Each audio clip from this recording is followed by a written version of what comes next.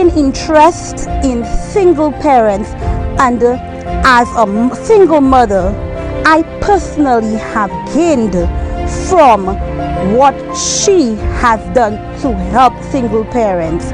For example, she provided MiFi for all children who had no internet, which was very good for me because I had to be putting plan on my phone all the time because I had no internet.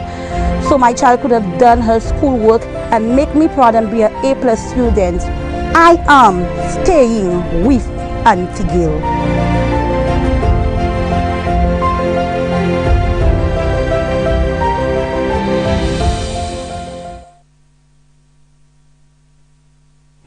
All right. Good afternoon. It is indeed, we apologize for our slightly late start. And this is Youth Empowerment with your girl Natoya and my co-host Winston Dubule. All right. Today we don't have any guests in studio, but we have two, I think we call it broad topics, that is supposed to give us some good discussion and some great insight as to the impact that young persons have in society and the impact that society has on young persons. So I'll turn it over to my co-host, and then he's going to start off the first topic, and we'll have a fruitful discussion, and then we'll go into a break, and then we'll come back in and go on to the next topic. Yes, so the first topic today will be the impact of politics on young people and their development. Yes, so a lot of you may be saying, why this topic? And this topic was chosen because we are in what we call political fever right now on the ground. And as much as we may not want to admit it as young persons, the political fever affects us all. We may not be directly involved politically, but it does have an impact on our lives. Yes, it does. And just to start it off by discussing this, the simplest way to explain it is, you as a young person may not vote. You as a young person may have never voted before, but I'm very sure that you have realized that every decision that a policy maker makes, it impacts your life directly or indirectly. So for example, we were all up in arms about the new licenses that Ministry of Health had passed on the charcoal making and so forth. Yes. Until we young persons actually got the insight on why these taxes were passed and why these licenses were passed, and was only to make our lives easier and also to make work environments more conducive. Because with that, as you said, that with that being said too, that's not the feel I got on the ground, and I got it that the government was trying to bring down or suppress young poor people and keep them back. Now you need a license to even burn trees to produce coals, But getting it from another insight, you tend to understand it clearly. But okay, so let's look at it in this way. If you've been by a coal pit before, right? Yes, I have. Yes, you're from Barbados, so you would know that. And the fumes from just being near a coal pit. Air pollution, yes. Exactly. And then you have a lot of our kids and a lot of persons in this population, they suffer from asthma or respiratory problems. Could you imagine that a coal pit being near someone's home? And I hate the smell of burning bush. I hate this. I cannot take on the smell at all. It gives me a headache. It annoys me. Yes, it does. It makes me sneeze. It makes my nose runny. But then some persons felt that, okay, I'm burning it on my property, or I'm making coals on my property, so I can do as I please. Yes. And that was the harsh reality of it.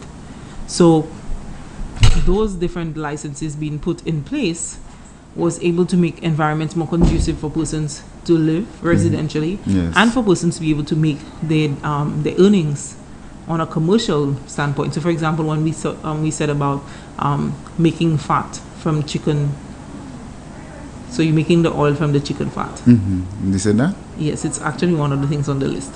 And actually, persons did not know that you can. I know of lard. You get lard from pigs and cows.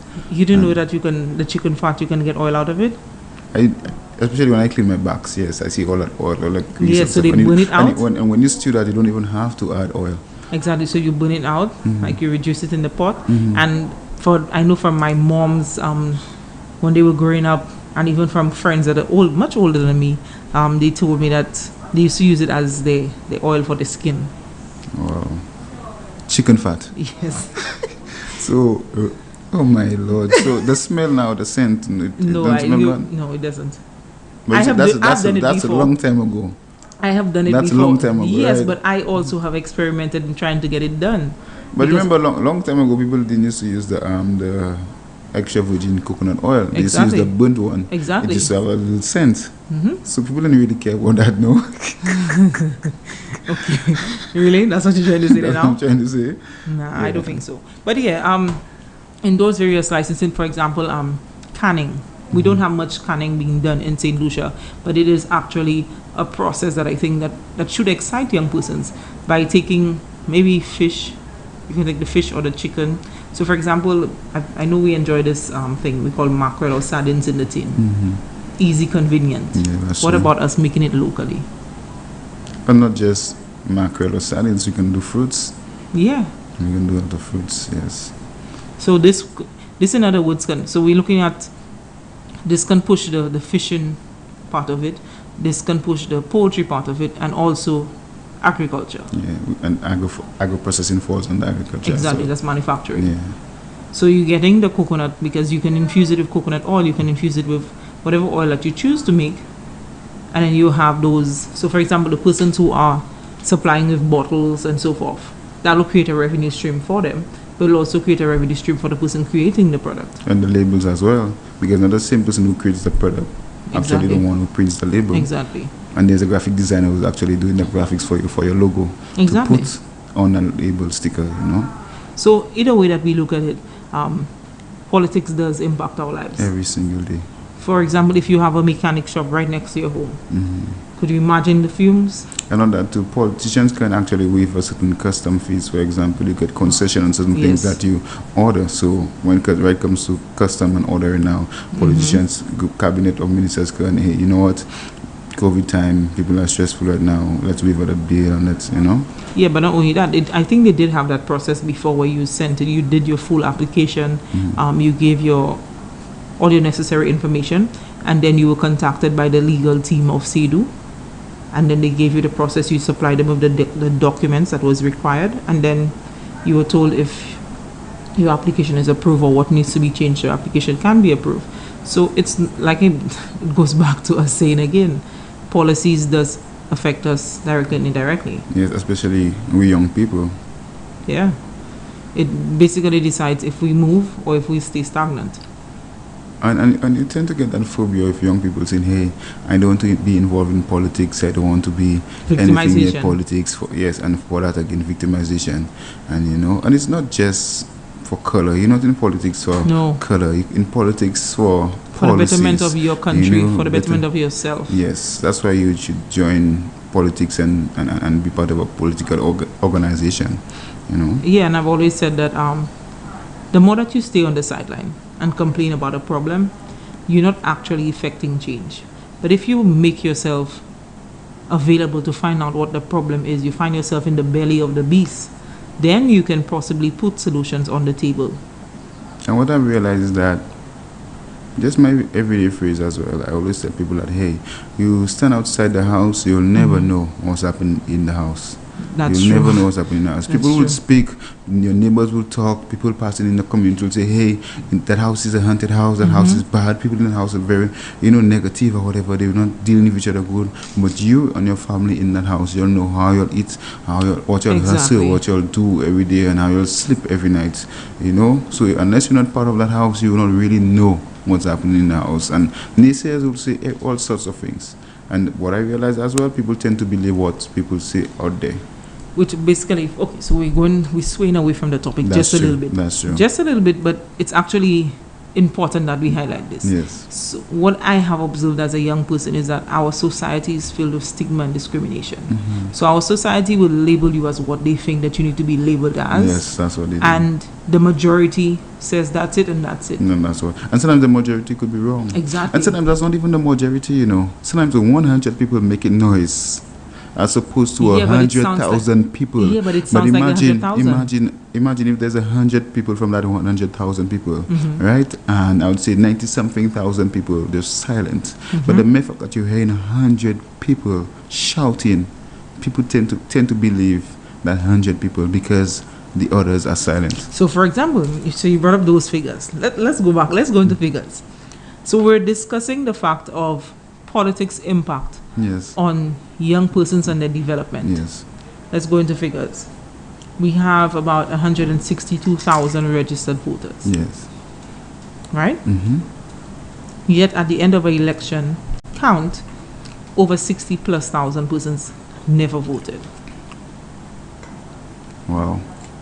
Yeah, it's a big, huge margin. So you're saying that there's 67,000 people that should go out and vote? Yes, I think so.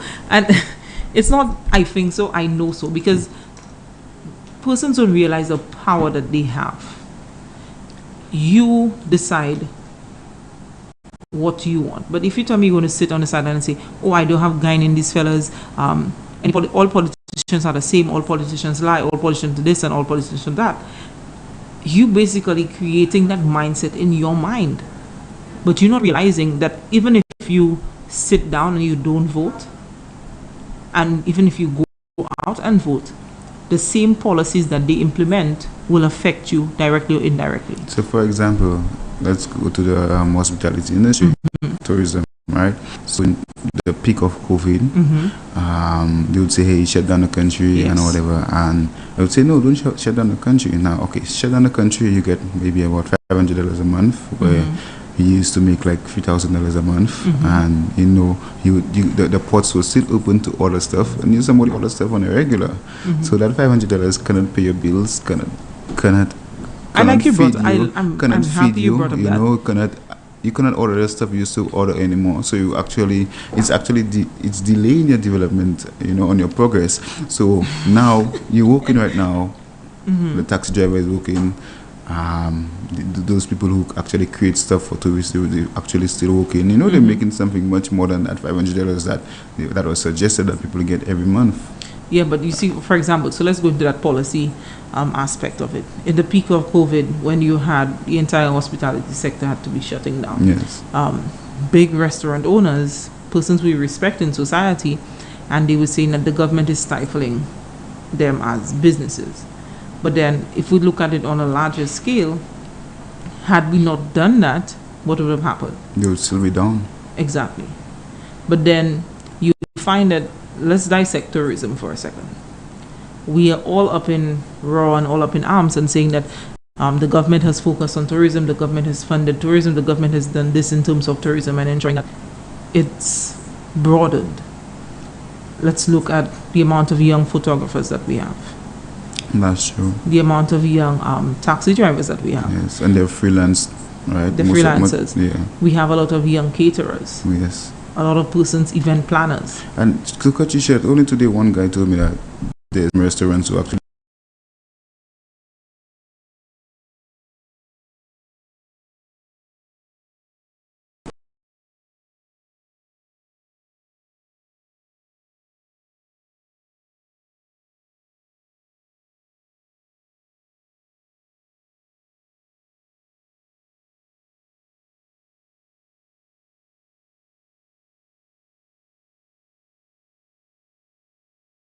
solutions. Well, yeah, I agree with you on Yeah, that. some That we solutions. are all indirectly connected to tourism. You can be the cashier in the grocery store. Directed. You are impacted in terms of tourism. You can be at the gas station. Yes. You are still impacted. Yes, yeah. No matter which job that you have on island, it is a ripple effect. Because let's go back to when at the peak of COVID again, when all hotels were shut down.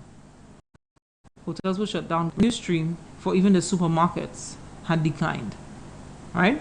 So that means staff had to be taking a pay. During COVID, they were not getting that. Sometimes they do 2 free trips in the morning. Yeah. Exactly. So, in all fairness, we can say confidently that Yeah. we are connected indirectly to tourism. And even in addition to that, even the shop shuttle as well.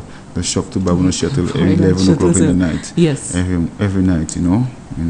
So you find that hotel workers used to actually depend when the staff bus used to drop them right in shop there, and the shuttle would bring them home. Yeah.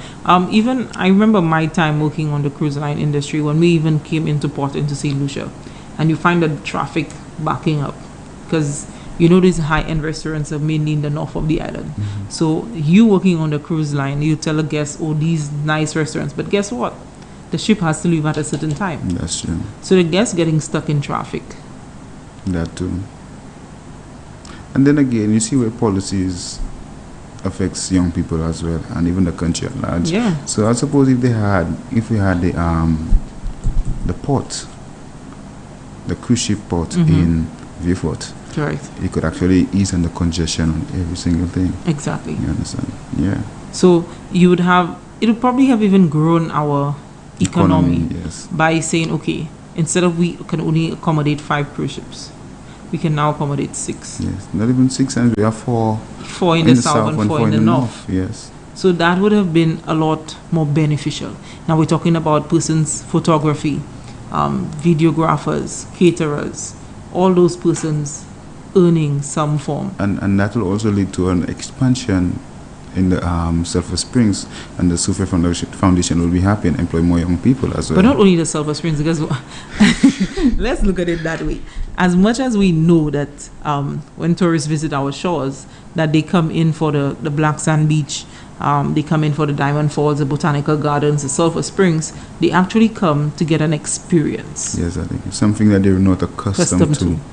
So they come to get a flavor of our spices. They come to get a cold majestic. And a lot of us don't know what we call a majestic. It's called a Peter Bear. For us locals, we call it a Peter. Okay? But they call it a majestic. Okay? They want to taste our cuisine. So they hear about the greenfish and saltfish and they want to taste that. Then they want to taste the avocado and farine. Yes. The cassava. It's creating an experience. So if us young persons are able to connect and understand what experience they are looking for, we're able to broaden our horizon. So this is why I'm saying and I'm stressing on the fact that the policy makers has a huge impact on our development. But we can also put proposals on the table as to what we expect of policymakers. So for example, the Ministry of Commerce can actually draw up a legislation that actually approves that the banks can actually do for forex, for foreign exchange and stuff like Bitcoin and Dogecoin, But isn't that a growing market in St. Lucia? It is, and I realize more young people are actually questioning it and looking to go into it as well. Okay, so that still goes back into what the PM mentioned last Thursday. Yeah, the digital economy. Correct. So you see, no matter how we want to spin it, no matter how we want to look at it, politics does impact our lives every day. Yes, it does. Every single thing. Every single day. So for example, going on Facebook and persons are up in arms about whatever taxes at the port or gas prices or so forth. We need to now question ourselves. What is our natural resource? That's the thing. Do we have a natural resource in St. Lucia? We have human resource. Really? That's our only resource? Um, That's the only one? That's the only resource we have? So already? and I'll come back to you on that. So already? Yeah. But yeah, if we don't have a natural resource, then most definitely we have to try to be innovative. And that's where agro-processing comes in. So for example, on Monday, when you were missing, let me tell you what's missing. All these mangoes. Like the road is probably like what, 2 months? Newly built. In a space where there was only a mud track. Wow. So we're driving down that road and I'm like, In which constituency that was? in Choiseul. Oh. Pocket State, Choiseul. Already, Choiseul. So, yeah, I'm like, wow. Because I remember walking that area and seeing the mango stains and just seeing all these nice, ripe, juicy mangoes. And we're not talking about one type of mango, We're talking about different type of Various mangoes. types, yes. And you're looking at this and you're saying, okay, why can't we create something out of those mangoes? That's true. Dried mangoes. candy mangoes, mango jelly, mango pops, Juice. mango juice, mango ice cream, Yes. Mango yogurt. mango yogurt, mango lotion, mango shampoo. All that. There's so many things that we you do can make of out of it, mangoes. So many things but you it's not can do. being done. Like even the ripe breadfruits on the ground. I remembered Iker right away, Yeah. the gentleman who makes your brandy out of the breadfruit. Yes, that's true. That's true. Lots of ripe breadfruit on the ground. And I never loved the breadfruit, so just that I actually tried the brandy and it was nice. I know it was nice. It is nice. What you come try? The fact that you like sweet alcohol does not face the fact that it was good. It was okay. It was good. It was good. Yes. Yeah, but goes back to us and manufacturing. So far, I know that this administration has done a lot in terms of agro-processing, trying to boost the manufacturing sector. But then we have over 200 plus young persons, and mainly, let me see, out of the 200 plus, Agro-processors. yeah, agro-processors, we have about 30 something that does not fall within the our constitutional part of St. Lucia that falls under young. Oh, wow. Because so long as you've passed the age of 45, Yes, you're no yes. longer considered as youth, according to our constitution. Yes. But all the others are young persons. So that should speak volumes. So what exactly are we looking for as young persons in a country moving forward? Yes. What is our development phase? And it still goes back to the point that politics affects the lives of young people. Directly and indirectly. Yes, it does. No matter what. And we can look at the sectors, and I think that's our next Yeah, topic, next looking at the topic, yes. sectors. We can look at the sectors and it would basically tell you the same thing. Yes. Sectors that impacts young people. I remember the sector of the chocolate. So for example, our cocoa beans in St. Lucia, we had top shelf. It falls under agriculture and manufacturing. But our actual cocoa beans, we actually had top shelf internationally. Yes. That's So there one of is the best in no the other, world. exactly, there is no other that can be compared to it. But then we allowed that to dwindle. But it's still there, Just not as we had it before. So So- now we as young persons need to take charge and ensure that we get that title again. So you're saying that our cocoa was much better before? I'm not saying it was much better before. I am saying that. Okay, so let me push back a little. Before the Prime Minister became the political leader of the party, in Choiseul was one of his first meetings, a meeting of young persons, young farmers, trying to get their feel of where they'd like to go. And his vision was getting St. Lucia cocoa beans back onto the international market to number one, getting us back our reserve shelf.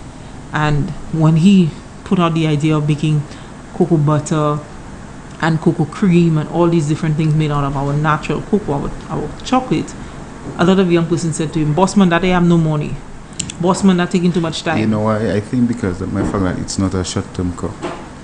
Yes, but if at the time the young farmers, they were experienced farmers as well, don't get me wrong, but if at the time those farmers seated in that space had looked at it at a more long-term benefit,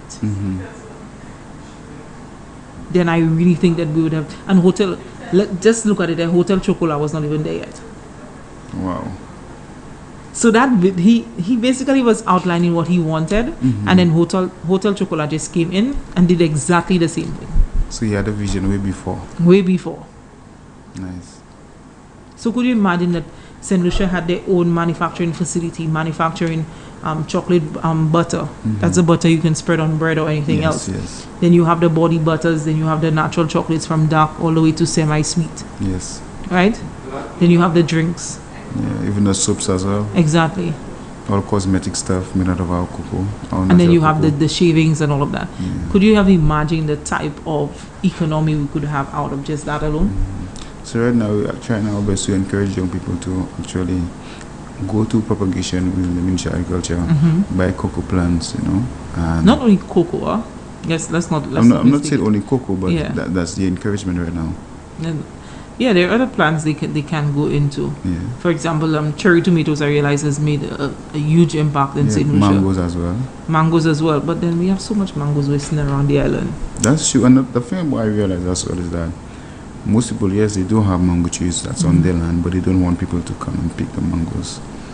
But do you think it's the fact that they don't want people to come and pick the mangoes, or do you think that They want it's to get paid for the mangoes. That's what you want to say?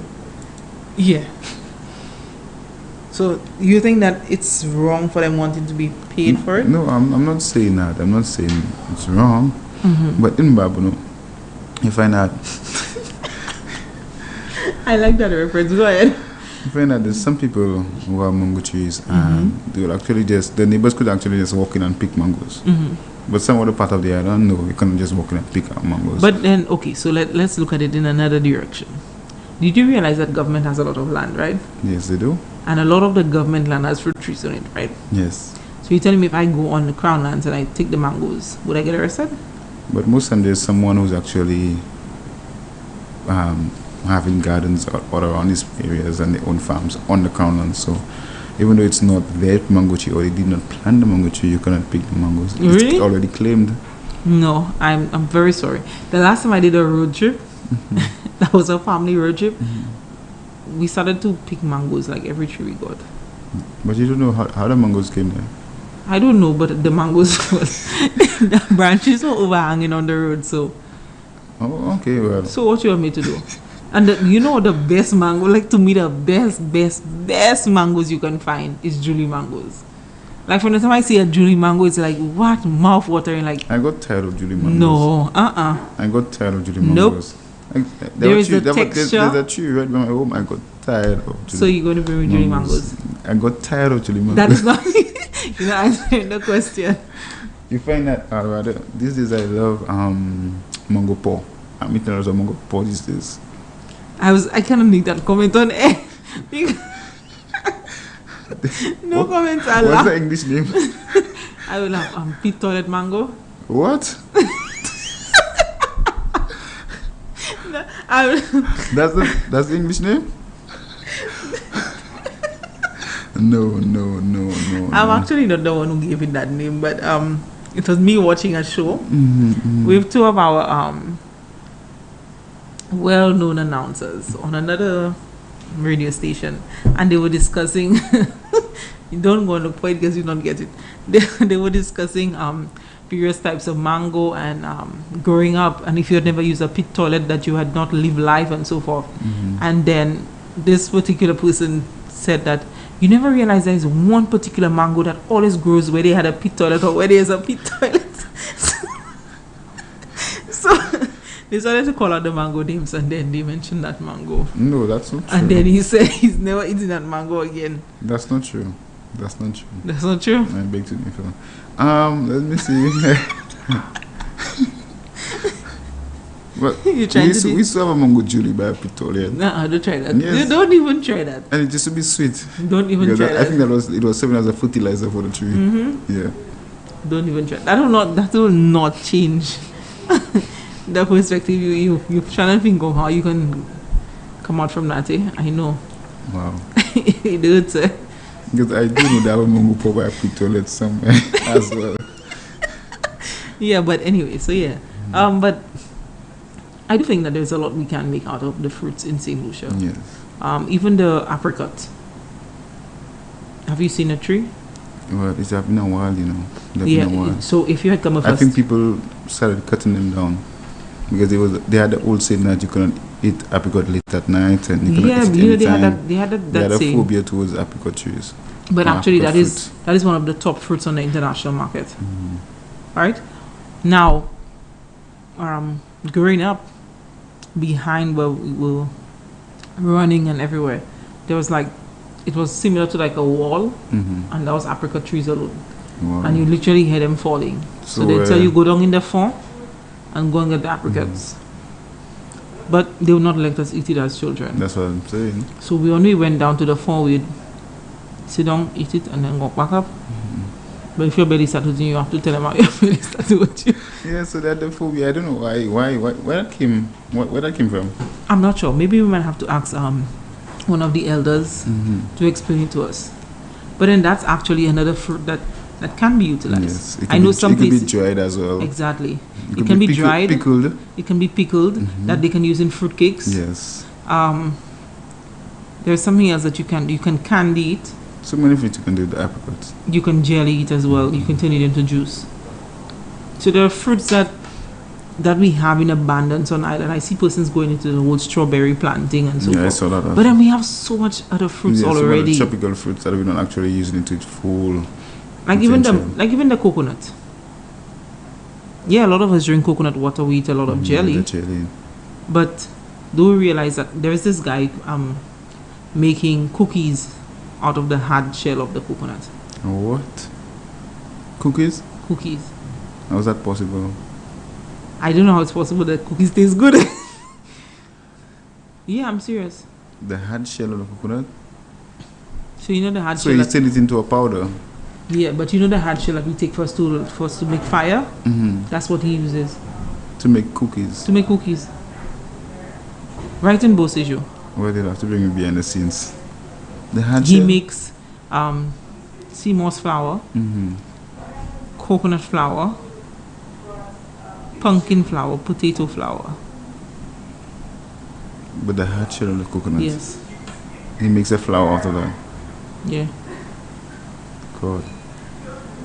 Because even this guy is very creative, and I'll tell you how I found out that part. Even in the 24-hour lockdown, Mm-hmm. when we decided to come together and give away our raw materials to ensure that frontliners were fed and elderly persons were fed, we started to get donations from various establishments. And one of the establishments was a fish establishment. And they gave us those fish scraps. Now, those fish scraps, you'd normally use them to make bouillon or stuff like that. They have big chunks of thick fish. So we're That like, makes fish stock or yeah. Yeah. So we're like, okay, what are we going to do with that? And I said, oh, we can put salt in it. He said, oh, let's experiment. Let's make saltfish. And we literally had smoked saltfish. so you'll dry it up and everything He has the oven and everything. to dry He it up. created the oven and To everything. dry it up, right? Yes. So you would not only have a saltfish, but you'd have a smoky flavor to it. And that's something we can do in St. Lucia as well as saltfish, instead of importing the fish. And that is where it comes back into the policies. Because I saw where in Thailand they actually have the fish, they will salt it up and they put it on the roof everywhere to dry up and to sell it as saltfish. So we can put a challenge out to young persons. Or maybe that can be our next show. Yeah, so many things that young people can Innovative do. ideas of young persons. I think that'll be a nice show. Yeah, there's so many things that young people can do when it comes to agriculture. There's a lot, Definitely. a lot, a lot. But I would be happy to see young persons taking fruits and possibly some vegetables and turning it into something of a delicacy. Like, for example, the cashew. Cashew wine is a delicacy in India. I've tasted the cashew wine from From Vel? Vale. Yeah, but they drink the cashew. This is a lot more on a drier point, and they mix it with coconut water. The cashew wine. Yes, and it's a delicacy. Okay. So we have so many things that we can do in St. Lucia, but then we have not Try them out. tried them out. And it best begs to differ. As young persons, what are we basically vying for? What's our development vision? Are we going to stand and say, okay, because the policymakers has made that decision, that because we're feeling that we are constrained or what we call red tape, that we cannot be innovative? And advocate for it as well. Exactly. Because I do think that the current administration, they're open to ideas as well. But according to our constitution, you can collectively come together and write to the administration. Yes. And and have your own association as well. Yeah. And that's something that we don't like to do in St. Lucia. We build associations Because to collectively. me, I started the CMOS farmers. They came together like, okay, even though they had no legislation for whatever CMOS or whatever, they still went on. They did the stuff. You know, those guys in Pawnee, they did the stuff, and look, CMOS is booming in St. Lucia. Yes, CMOS is booming solution also on the global market. And I still think that there's so much more that we can produce out of CMOS, but it's not being utilized to the best of its ability as yet. I saw in Taiwan they were doing CMOS cups, CMOS plates, the seaweed. I mean, you know, they're doing so many edible things. Have you ever heard of bladderwrack? Yes, yes, it's very nutritious. Yes, but yet we don't try to create a market in St. Lucia. But bladderwrack is all along the coastline. There's like seaweed everywhere. Yes, but we have not created it to be a financial market. So here is another idea to a young person: go into that business. Get it dried. It is actually a market. If you think we're joking, go on Amazon and type in bladderwrack. It's very expensive. Much more expensive than CMOS. Yes, it's more expensive than CMOS. It's more nutritious. Like, because out of I think the 96 Let me see nutrients if I that can get CMOS it. has, bladderwrack has the remaining nutrients that the body needs. let me see if I can get it.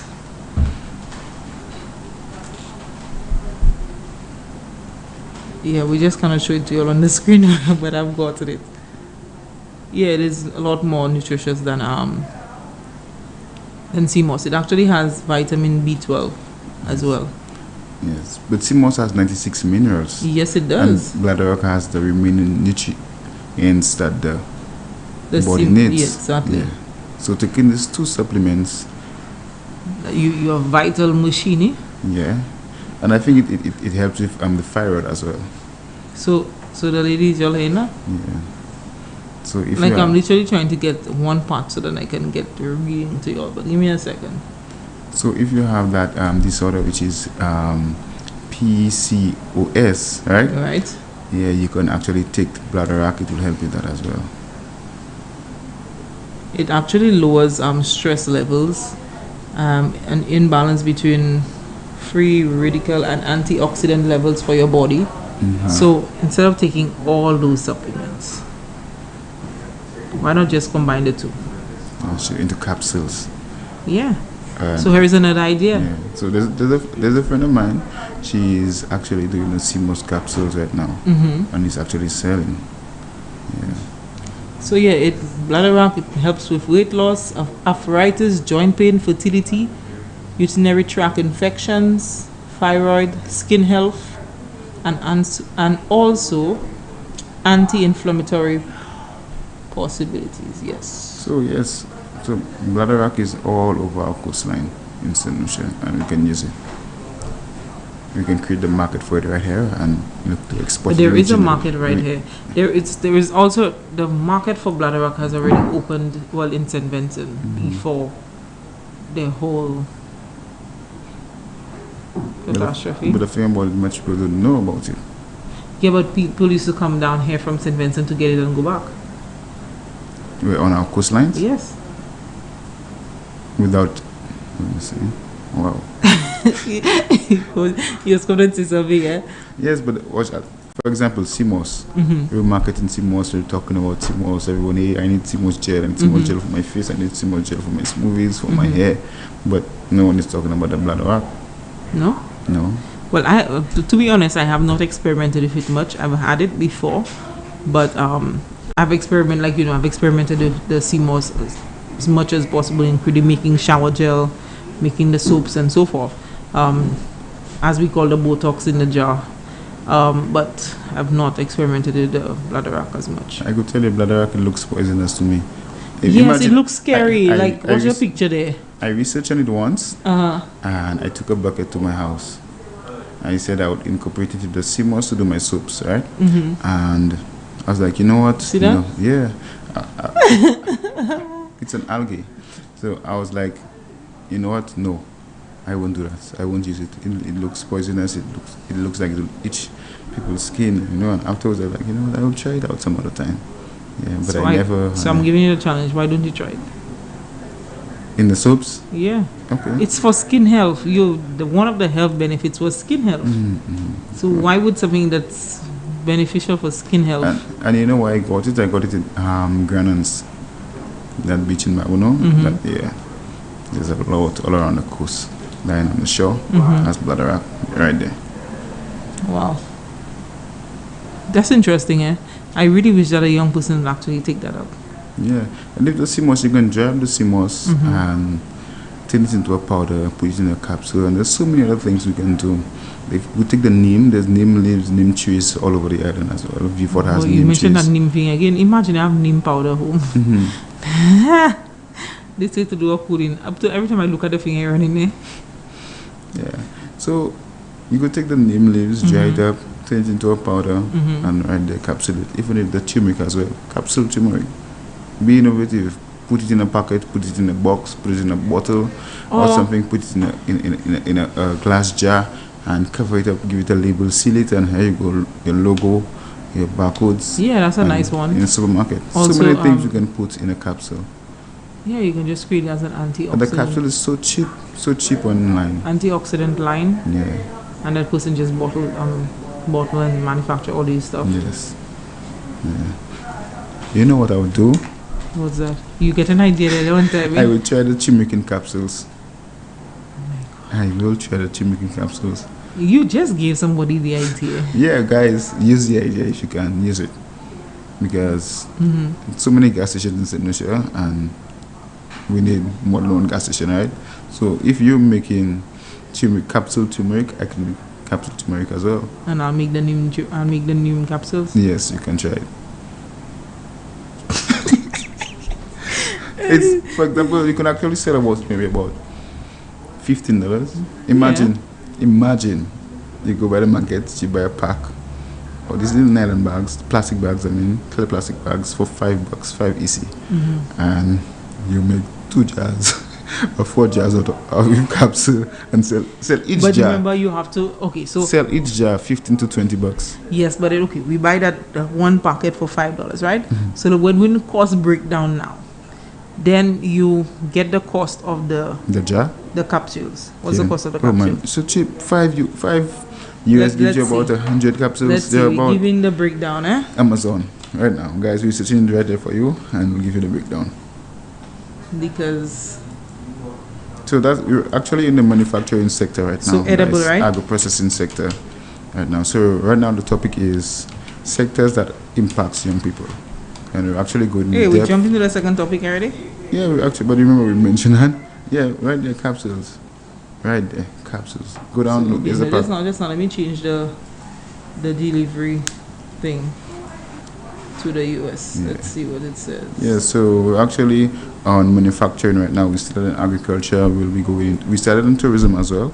We'll be going to education, healthcare. We'll go into sports and different sectors that impacts the lives of young people, and that can impact the So, lives of young wow. people as well.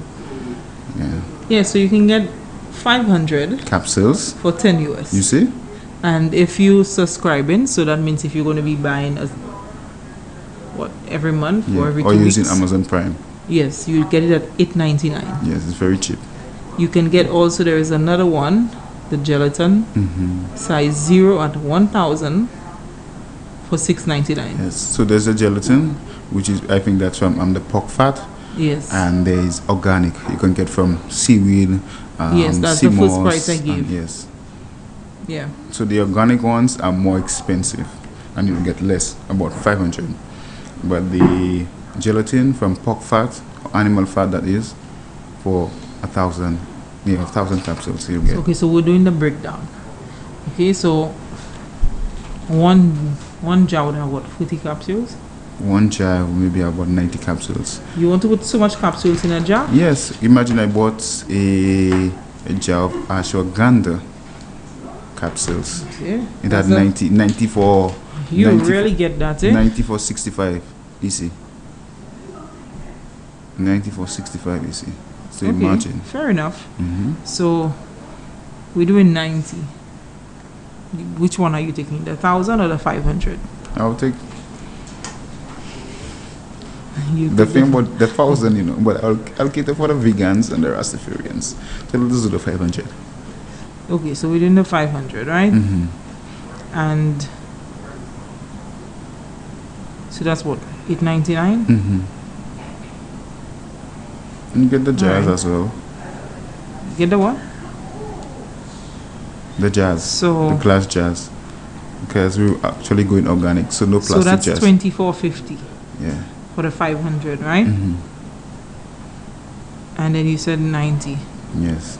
So that's basically paying like 27 cents. 27 cents a capsule. That's what you're paying for? Yeah. To roughly. manufacture or to... Yeah, to manufacture. Oh, wow. So the profit is on your side. Yeah, so then if you divide the... Okay, so I didn't divide the turmeric part.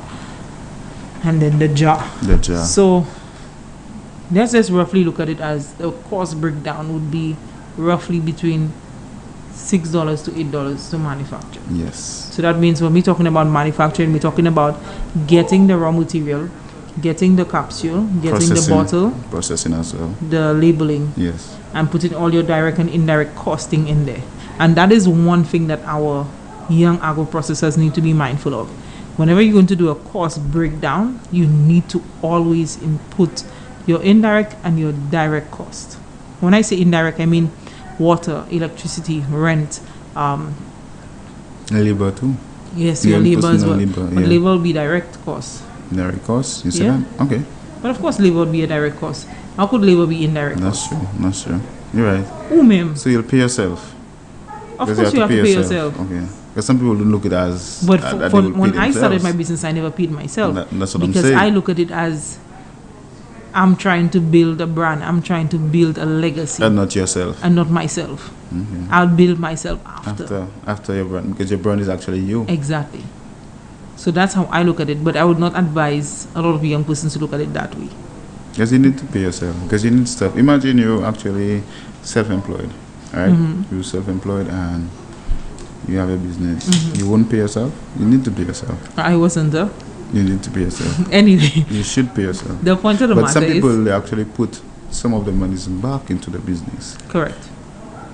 It's called reinvesting. Yes. And with reinvesting, you're basically growing that business. Yes. So we're looking at the same breakdown for Mhm. just the turmeric capsules. That's what we're talking about. So it'll be about 6 to 8, and we're going to sell it at what, 15? 15 to 25. I raised the price on you already. You're going to 15 to $20 anyway. So basically, you're making a profit of over $10 Yeah. if you sell it at the $20. If you sell it at $15, you're making a profit of what, $6? But let me tell you, so many people they don't want to have little profit. They want to get a big profit. No, one sometimes time. you have to start small in order for you to grow big. Okay, so simple comparison. When you were you born as a grown man? No, that's, Exactly. To me, you cannot compare that. No, you have to compare it because, okay, in order for you to have been alive, you had to be born as a baby. Yes, a I baby know. grows from small. Mhm. Then you get to a big man, you get to a big woman. It's the same way as if you start a business and you start small, So you mean to tell me, you gradually start walk. selling my 95, my Jive 95 capsule at $5, I never said and 2 that. years down the line, I would sell it at I $58. never said that. No? I'm saying, okay, so we're looking at it as starting at $15 to $20. Mhm. Okay? Like I suggested. Like you And suggested. not the not the $10. This boy is ridiculous. Right? Mhm. And eventually the brand will grow. There'll be stuff that you need to add into it. Yeah, that's They'll- true. Then automatically redesigning. So, for example, to cut you short, Mhm. I will start with the gelatin, the pork fat capsules, and then I'll put it more expensive and I'll say, hey, I'm doing organic right now. I'm doing organic right now. That's a good idea, right? That's a good idea. You're hearing this guy. But I'm doing organic right now. So I will raise it by, I would say, 50% or maybe 100%. No, you can't raise that 50%. Oh, really? But it's 500 less. You remember the capsule at 500 less? 50% less? So what you're trying to tell me is that you're going to make the consumer pay because your supplier has 500 less. Yes, it's 50% less. So, for example, I'm actually paying 50% more for less. So I'm going to charge you 50% more to make up By for the my way, profit. I'm not even going to argue with you on that because in reality, Mhm. anything vegan, anything on a healthy, very healthy It's more standpoint expensive. is more expensive. Because I would tell you, on a monthly basis or every 2 weeks, I have to make groceries, right? And sometimes weekly, sometimes. And before I was into the health and fitness, Mm-hmm. my groceries would come like 2 something, 3 something. You know, I'll get a lot of groceries, a lot. But when I started buying my broccoli and cabbage and all these things, tomatoes and the things, I'm getting a little bit of issues like, oh my lord. Oh, You know where we need to go? You really need to go there to shop? Where? CBJ. No, I shop at Massey. I'm a loyal Massey. That's why I have a loyalty card. I have a loyalty card there as well, but I also have a loyalty card for CBJ. They have loyalty cards Yes, there? they have loyalty cards. Wow. But not only that, Mhm. on a health eating standpoint. So you get your broccoli, you get your corn, like you can get your And guys, health- disclaimer: we're not advertising for them. We're just not explaining marketing, something. we try to help young people as to. So, for example, a young person who goes into the industry of restaurant, or they're just opening a wrap place or so forth, you can go down there and get all these different flavor wraps. There's a Nice. tomato wrap, there's a basil wrap, there's a spinach wrap, and then there's just the plain I need wraps. to get some wraps because I need to put There's them like inside. all different, like you go by the chiller and you're amazed at all the different colors. And then on the top shelf, then there's the plain ones of all different sizes where you can make tacos, rotis, burritos, and so forth. Wow. You know what I'll do? I'll make some shrimps wrap. You get me right there. You see that smile? You see that smile? Yeah. I'll be your best friend. Yeah, I'll make some shrimps wrap. So you bring it for me? I'll think about it. Oh my God. This boy is just really on a whole level, eh? So guys, there's so many things we can do Definitely. to grow as a young person, to develop ourselves. I'm not saying that you shouldn't go out there and get your degree. You can, but you can also, the same thing. Okay, so for example, we were discussing the breakdown of capsules for turmeric and neem and so forth. You can sell that and still do your degree. Yes, you can. So you create that social media platforms, you get a number just for that business, and you would have your clients order, and you basically outline which specific days that they can get the stuff dropped off. And what you can do, you can liaise with certain business places, maybe a friend or business places that are similar, or those persons who are in that form of business, agro-processing, or maybe a clothing store or something, that you can liaise with them that this will be the pickup point for cash trees of Beaufort or Soufriere. It can work out for you. We're not saying to you to sacrifice one for you to gain the other. And let me tell you, there's online businesses and that actually markets for you. Definitely. So every month you pay them like 20 US, 25 US, and they will market your Facebook stuff, they'll market Instagram, everything for you right there. They will increase your amount of viewers, they will do all that for you for just a fee of Nice. 25 US. Nice. I think we're going to go to a short break. Yes. And then after the short break, we'll go right back into discussing Sectors that The impacts sectors the that lives impacts, of young people, yes. and what young people can do to develop themselves. and maybe you might just get another business idea. Yes. So let's go to a break and then we'll be right back with you. This is your host, Natoya, and co-host Winston Dibule.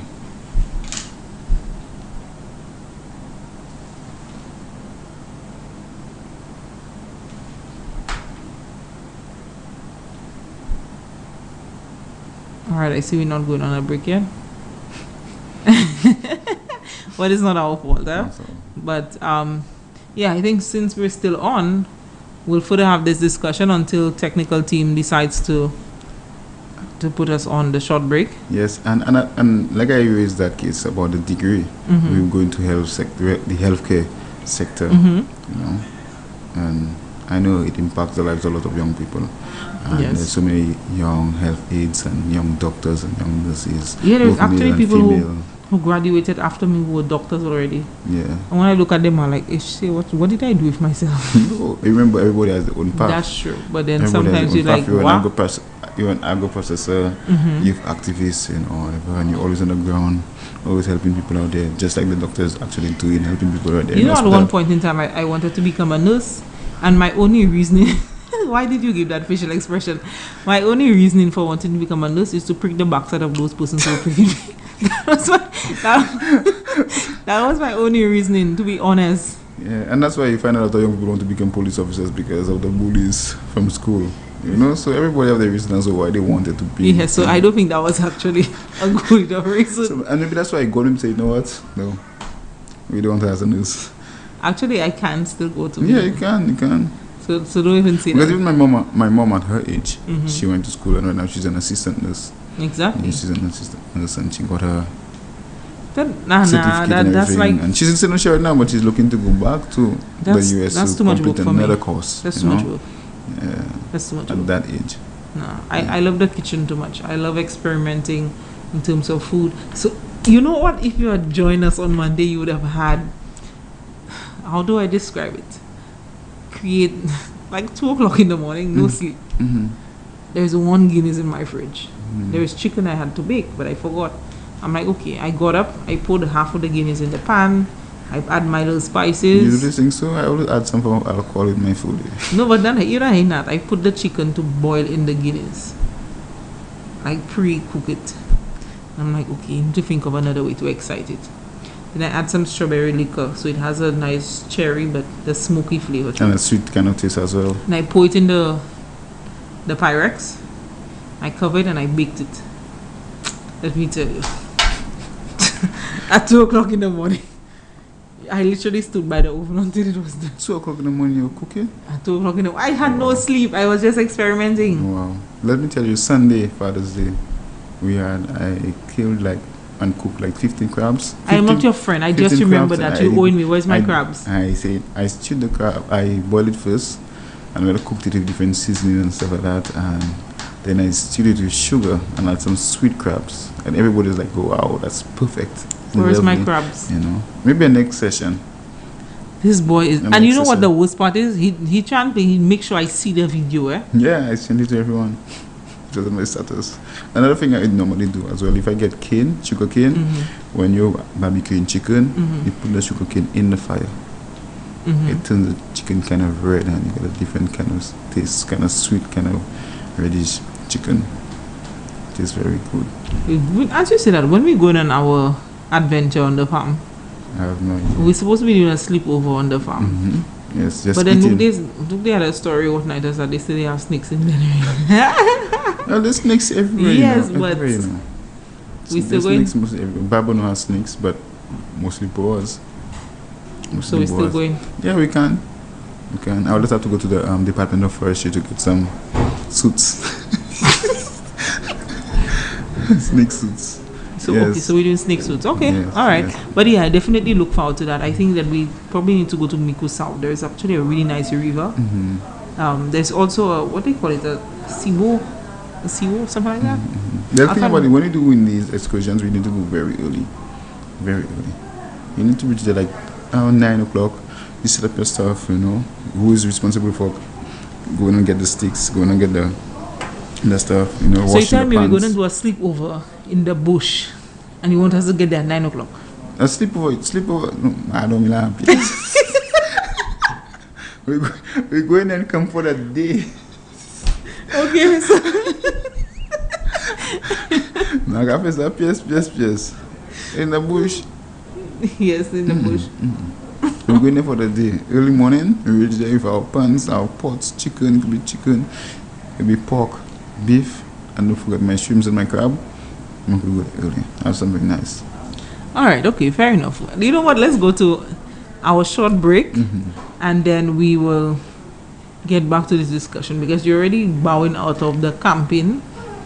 I don't know when people let's camp during the day, but I guess you just wait on a whole other level because that's not even possible. Camping during the day, okay. Yes. The things that is ahead of help me. But let's go on our short break and then we will get back into the sectors we have highlighted. Healthcare. So we'll go Yes. into, how many do we have? There's so 5? many sports, education, Yeah, sports is a nice one. creative industries, you know. Poetry would fall in the creative industries. Yeah. So you mean I can write a book? Can we go to our short break, guys?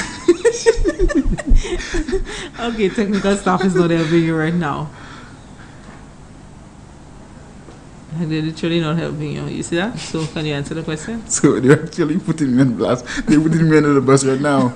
You know, yes, you can try to write a book, you know. I don't have to try to write a book. I have 400 and something poems that's just sitting there in a Oh, file. really? Yeah. So why don't you publish it? But that's why I was asking you, but I was joking. Yes, I thought you were joking. You said that with a smile. You said that with a smile. Yeah. Yes, you can try. I like, okay, so for persons who know me on a personal level, like friends, some family members, if there's a death in their family, they will reach out to me to write a poem. So you actually write the eulogies as well? Yeah. I think I should turn that into a business. The eulogy writing? Yes. Oh my lord. Because there's so many things young people can do. No, but there's like, on a serious note, like It's not for this funny, year, but like, oh I have my wrote over 30 something eulogies. Like, I'll just ask you the key information that I need to know, like their childhood, when but they you were could turn born. that into a book as well, a book of eulogies. Okay, no. No. That just creeps me out. What? Yeah, you can turn it into a book. There's a book on every single Just thing now, you no, can no, no. think about. Let me see that. No. What? Book of- And there's actually a book. Oh my yeah, god. so a solution version of the book of eulogies. That creeps me out. And you said I'm weird, but I have some great ideas. I could tell you before. But let me tell you, before in the past, but it's the same thing. My friend used to tell me, "Yeah, you're always thinking something out of the box. You're always weird and bizarre. You're always coming with some mad ideas." I said, someone out there is doing it. Or Yeah, they so have why done can't it. I do it? Yeah.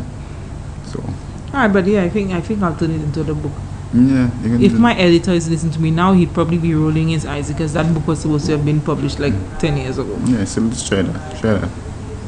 Okay, alright. So let's put me in the acknowledgement, be at the bottom. Oh my goodness. Yeah.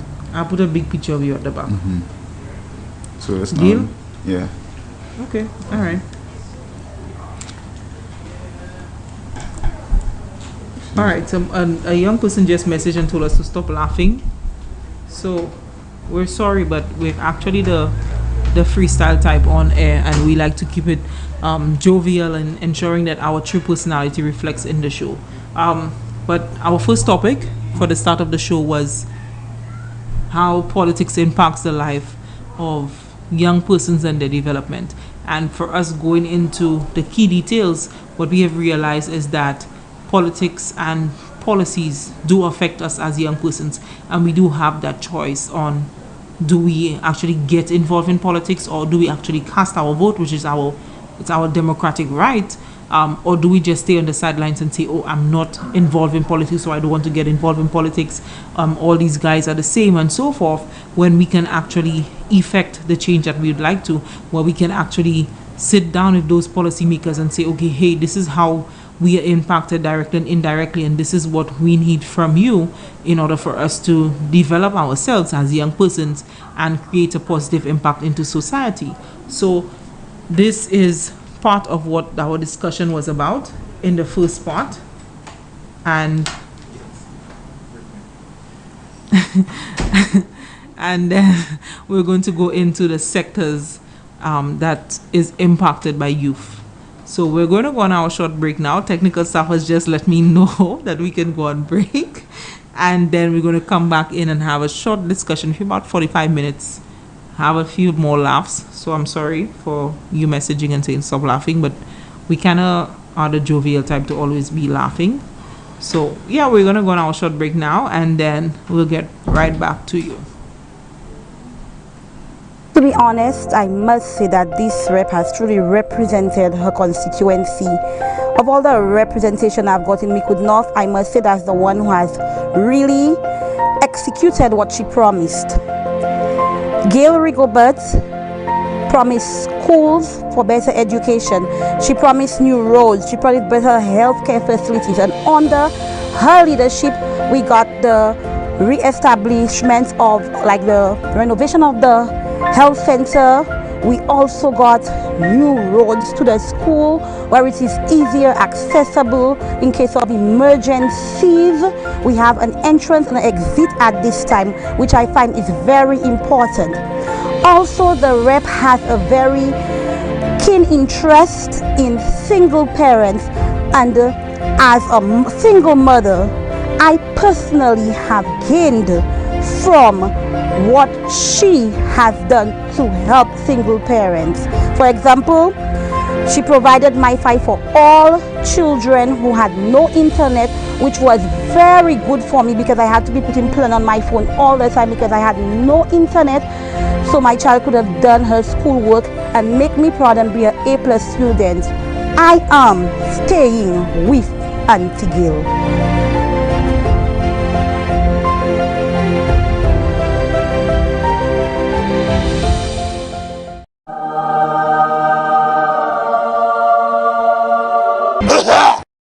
As a result, we are going to establish a Grocery Credit Union to incorporate the Fishermen's Cooperative, the farmers, and all and sundry can benefit from having a credit union agriculture program. Also develop our fishing. Youthing agriculture, as I mentioned earlier, is very important. I'm going to ensure that we have a home for the elderly. A daycare for our elderly and ensure that our elderly is well taken care of. Whoa! Copycat alert.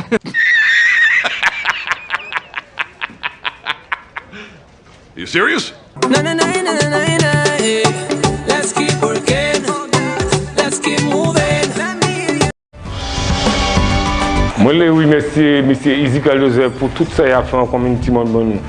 Côte là, chimie, communauté centre, de l'eau, tout ça qu'il a fait, je remercie en chai.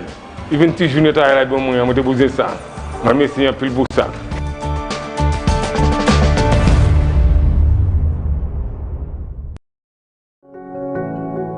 Jintel Ajuda was told on many an occasion that being a farmer was not women's work, or it was not something that young people do.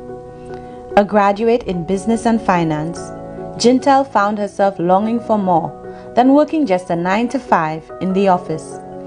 At 25 years old, this young woman from Ancillary is proof that hard work and following your passion, even if it means being on a farm at 4 a.m. harvesting crops, pays off. My name is Jintel Ajuda. I am 25 years old. In the beginning, I was not encouraged to go into farming. Most persons figure that farming is a man's job, and especially as a young people look down to you. Graduating from the University of the West Indies, St. Augustine, a lot of persons have the misconception that if you went to university, farming is not for you. That's a job for uneducated persons. So no, I was not encouraged. But right now, as persons see that I persevere and I continue and I have the drive and passion, now I get the encouragement from the persons within my community as well as family. In the beginning, I had 1 acre and I grew seasoning peppers alone, but gradually I saw the need to diversify, and currently I have 3 acres. I grow seasoning pepper, broccoli, chives, parsley, celery, beans, you name it. On a harvesting day, I have 3 workers and also friends and family who come to assist. I sell mainly to persons in my community, Ansari, Marcy, and other small businesses who engage in agro-processing. Jintel looked at the COVID-19 pandemic, which had impacted the economy, as an opportunity to take on farming full-time. She loves the flexibility of working her own hours and proudly showed us around her farm, explaining that she is currently experimenting with unique crops which traditionally are not grown in St. Lucia. Well, due to the coronavirus and the effects it had on livelihood in St. Lucia, I saw the opportunity to begin farming.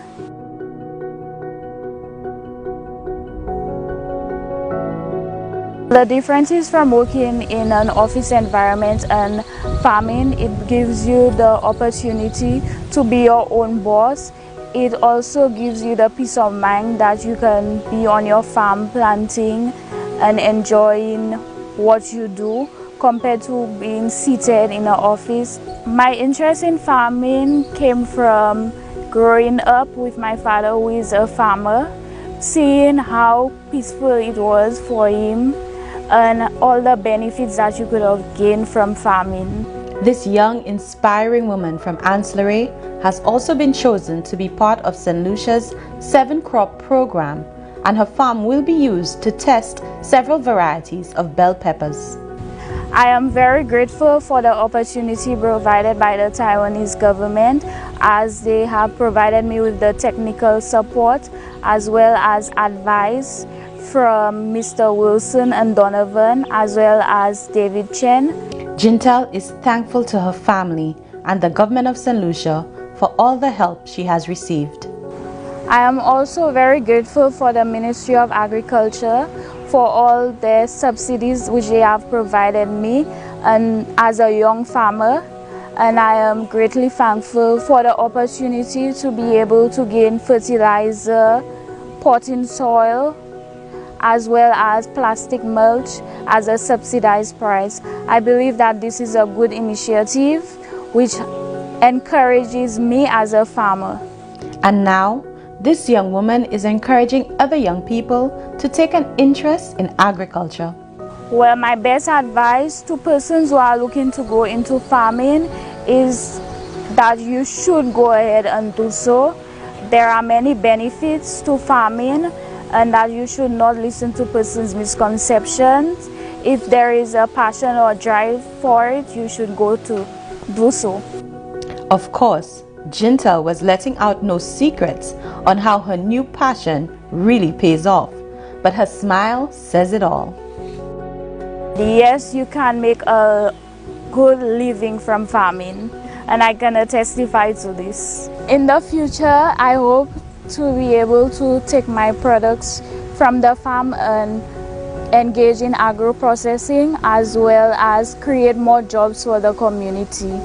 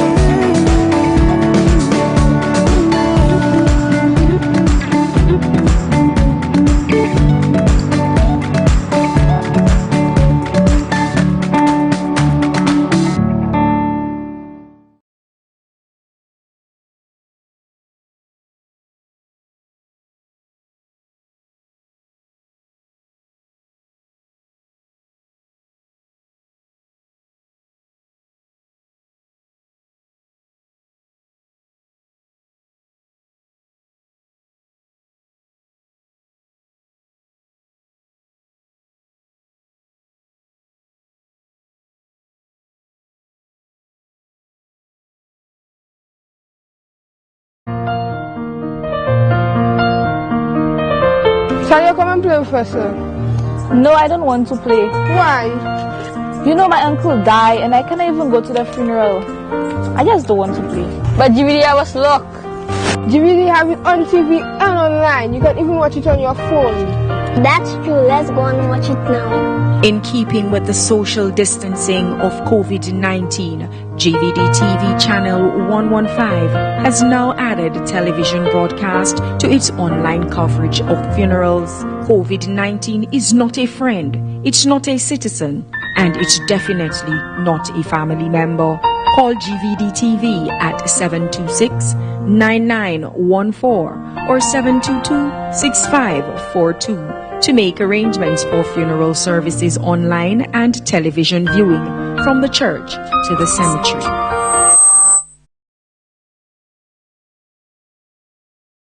All right, now we're back. I know a few of you are having laughs about us and the break issue, but anyway, it was not an issue, it was slight technical difficulties. But we're back with our show, and before we went on break, we were discussing the impact of politics on young persons and their development and moving forward.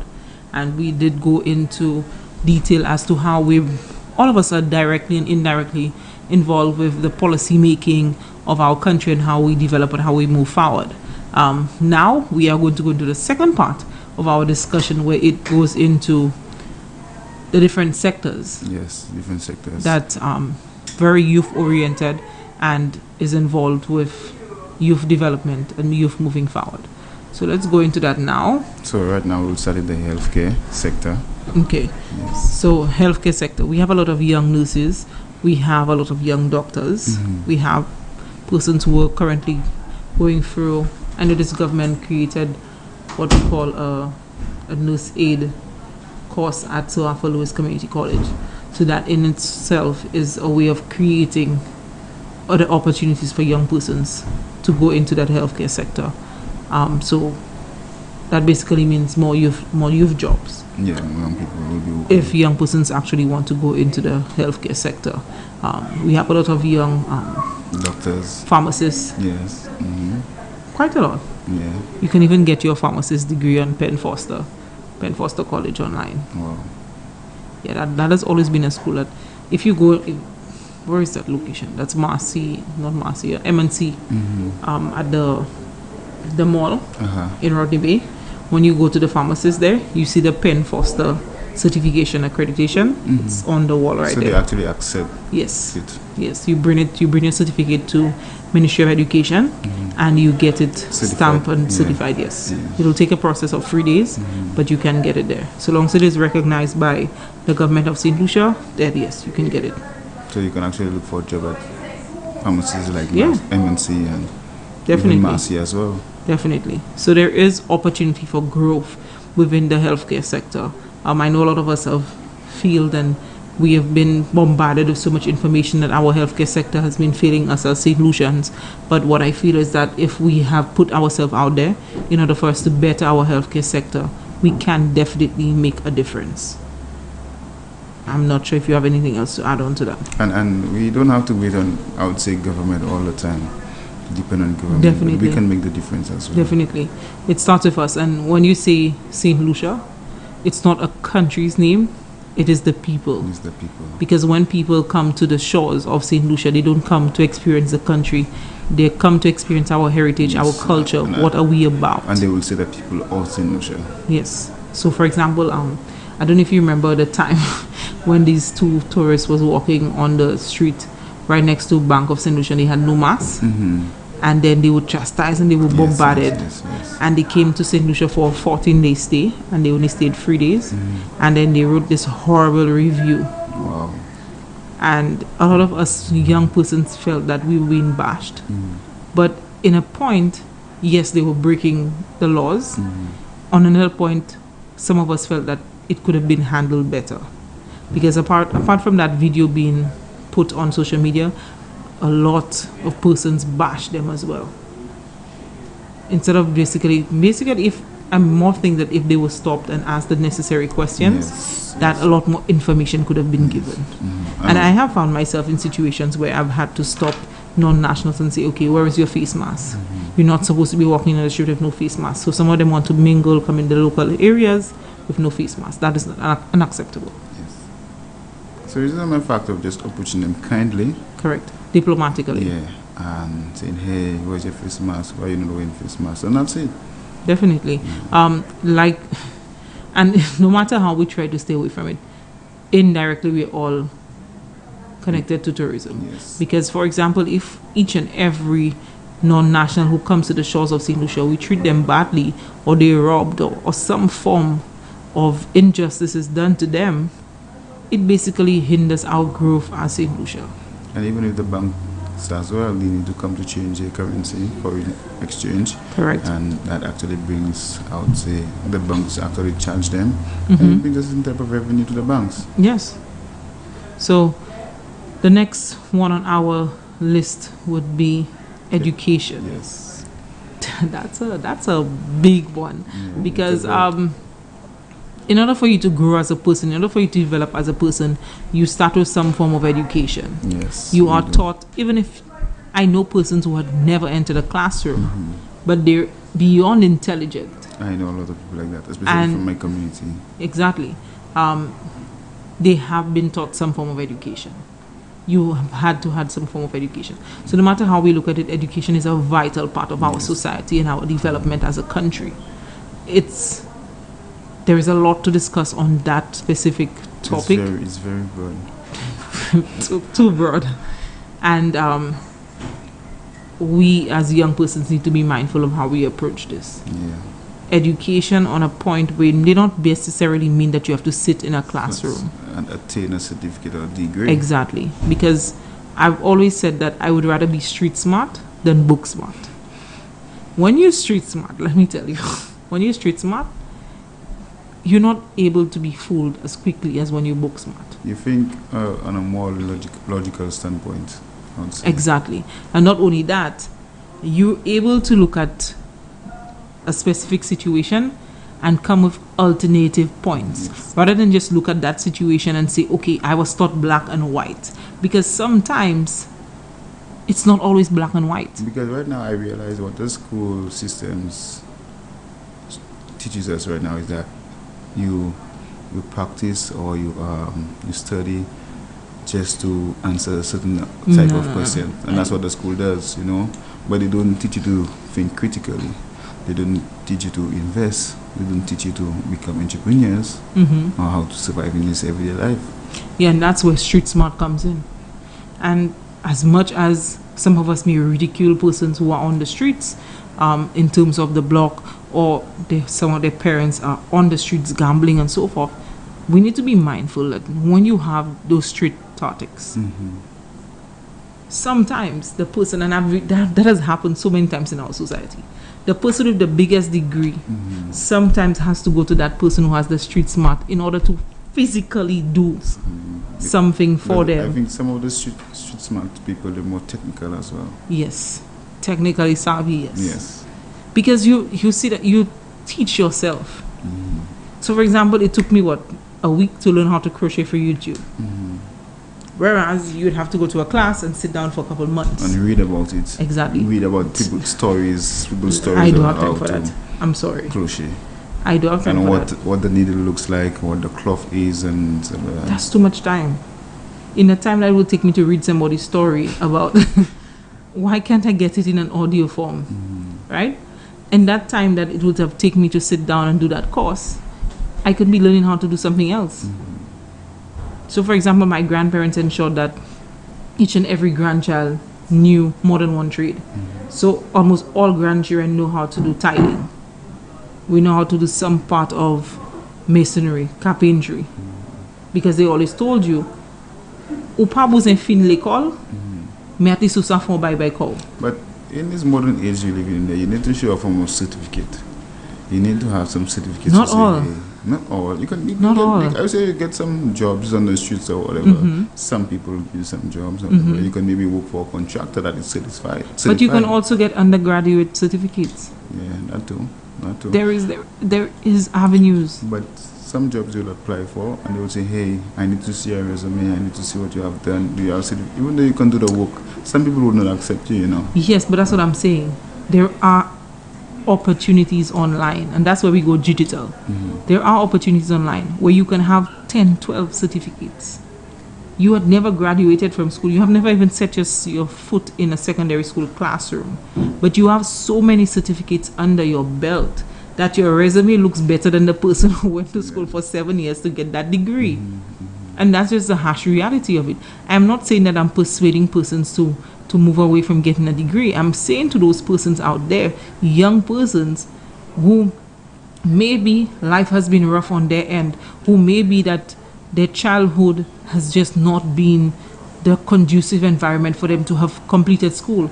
Maybe it's just situations that's beyond their control. That even if you had not finished secondary school, your life is not over. That's true. Yeah. There are opportunities online in the various sectors that you can go on and get the certificates that you need, especially in terms of entrepreneurship. There is a United States funding project that is online, and you can get training in every aspect. And let me tell you, there's some online schools that you don't even have to read. You just watch videos. Exactly. And answer. And then you pay for your certificate at what? 28 US, 28 pounds. And you have a certificate that's accredited. And they will have an oral examination, and that's it. Yeah. You don't have to write anything. You don't have to type anything. It's just, you know. So there are opportunities. It's about, are you willing to grab what's there for you, or are you willing to sit back and blame everybody else for you not achieving what you wanted to achieve? That's true. And now is the time. So no matter how old you are, just get up and do it. And I always say, if you have the mentality of I can, you're going to achieve. If you have the mentality of I cannot, then guess what? You're going to be stagnant. You're going to be like a truck with 2 front tires and then the back on blocks. Let me tell you, I recently listened to 50 Cent song, If I Can't, right? And he's saying in that song, if I can't, that means it can't be done. So basically he's saying that he can do mostly anything. Of he course, can do whatever he every puts your single mind thing to. he puts his mind to. So it's like, if he can't, that means it cannot be done by anybody else. So it's just not in existence. So whenever it's in existence or whatever, he can do it. So that's what that song and I agree with basically that. saying. I totally agree with that. Even some of us young persons looked up to DMX as a role model. And if you listen to his music, you would get the messages very clear in his music. He was what we call a world icon. And a lot of us did not understand what he was going through in terms of psychological. But then he was an influencer. He ensured that he empowered young persons to achieve what they needed to achieve. So if we're looking at achievements, development, it's all about starting with ourselves as young persons. Yes, creating the avenues and giving the resources to achieve it. But at the same time, our mental state. And that's the thing. People, another thing about it, our peers, our family, our friends, even sometimes co-workers, supervisors, bosses don't respect our mental health. That's true. They don't respect our mental health. That's a whole other topic by itself. You know that, right? Because somebody can have the mental power over you and you may not even realize it. I could tell you my former supervisor used to be like, I'll be like, hey, I'm not feeling good today, I have a headache, or I'm not feeling well, I'm going through some depression state or whatever, you know? Like, okay, if you're going through that, that means your brain is not functioning properly. Let's not do much work today, or let's do light work. You understand? Or let's take a break. Or if you want to leave, you could just leave early. You know, and my former supervisor would do that, and I respect him for that. Okay. You're not feeling well, you're not capable of doing able of doing the 100% capacity. Work. And he know I can actually do the work to my full potential. And if I'm not feeling well today, that means I will not produce the amount of work that he is accustomed of me producing.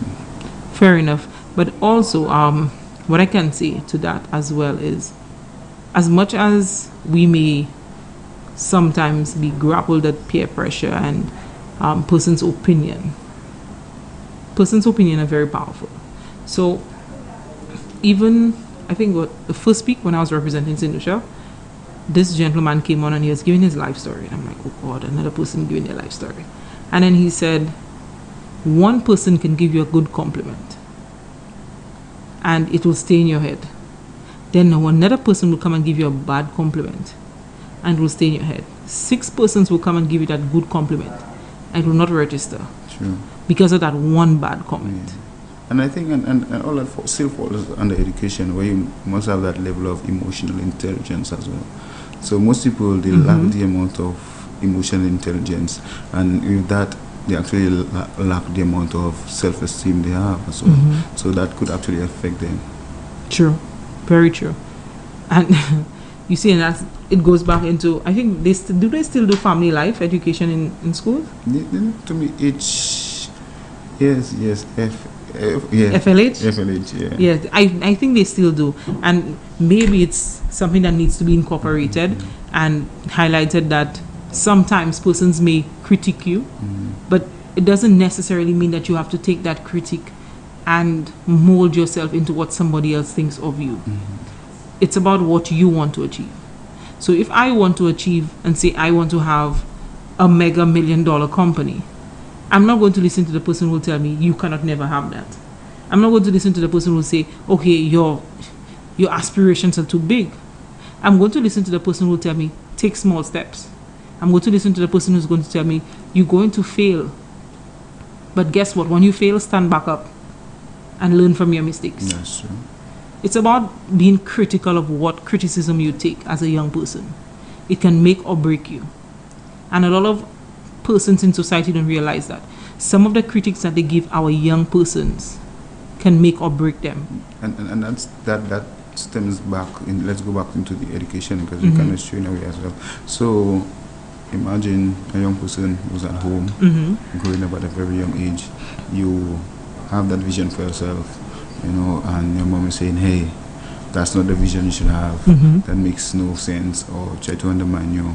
See, because you get it at home, you get it at home as well, you know, and your parents, your sisters, your brothers, they don't believe in you, and like, oh my Lord, I can see my vision, I can see my dream, you know, and that affects your education as well. That affects the way you're supposed to be I would say the amount of knowledge you should be grasping at school. Because when you're at school and you're like, you know what, I'm not going to do that, even though I'm doing it, but my parents don't believe in me. Or I want to go home and say, hey, I got A's, and you know, and you can't even go home because your parents don't believe in you. Exactly. Sometimes your teacher will believe in you, sometimes your parents will believe in you, sometimes your own parents or family won't. And that happens a lot with persons going into the entertainment industry. Believe it or not, it happens to a lot of persons who wants to be musicians, who wants to do photography. Even in terms of culinary arts, especially in St. Lucia, you would hear the saying that there is no avenue for that in St. Lucia. So why even push yourself to it? And that's where it goes back into our advice that we've been given in previous segments, where we say don't limit yourself to the shores of St. Lucia. That's true. But it still goes back into our policies. What avenues would you take in order for you to achieve the best that you can be? What education system are you going to go through? The friend of mine, he has his marketing company, online marketing. And when he started, he didn't need to charge much, and he do most of his work for free. And right now, he has that grade A quality graphics. And you see the KFC standard graphics you would see on TV, and where they will make the hamburgers that in reality don't look like you know, this, you mean the commercialized hamburgers? Yes. His advertisement, his graphics is like that. Nice. And now he has moved to Dominica, and who knows where else he will be, you know. And he does the graphics for Flavors of the Creole, so many other places, you know, and Frontline magazine. He's great. He's great. You should see his work. Yeah. So kudos to this person as well. But we do have a lot of young persons who have boomed into various sectors, getting the right education, getting the right resources and skills. And believe it or not, you can achieve what you want to, and you decide what you achieve at the limits that you put yourself at. The other sector under youth is sports. Wow, that's another one. That's a big one. A lot of persons who are into the sporting sector, they are told that, and I've had these discussions with persons being a philanthropist and being on the ground and dealing with persons in various communities around the island, that there is not a future in sports in St. Lucia. Especially football. But there is. Especially football. But there is. The thing about it, we have seen cricketers. We have cricketers representing St. Lucia up to today. I know, we have seen that, and I'm saying that actually we have something to justify that our cricketers could go on to another level, go internationally, but it's very hard for our footballers to go. But there is opportunities. Yes, there are. There are opportunities. Yes. But then are we at a nation where we actually pushing those footballers to grab at those opportunities? Well, try the best. For example, you have seen the administration try the best to help with sports and football, and you see that after this pandemic and maybe everyone have gotten vaccinated, everybody is back at a normal life. But even recently, I think I saw an article where a guy in karate made it to the Olympics, part of it. There is opportunity for sports in St. Lucia.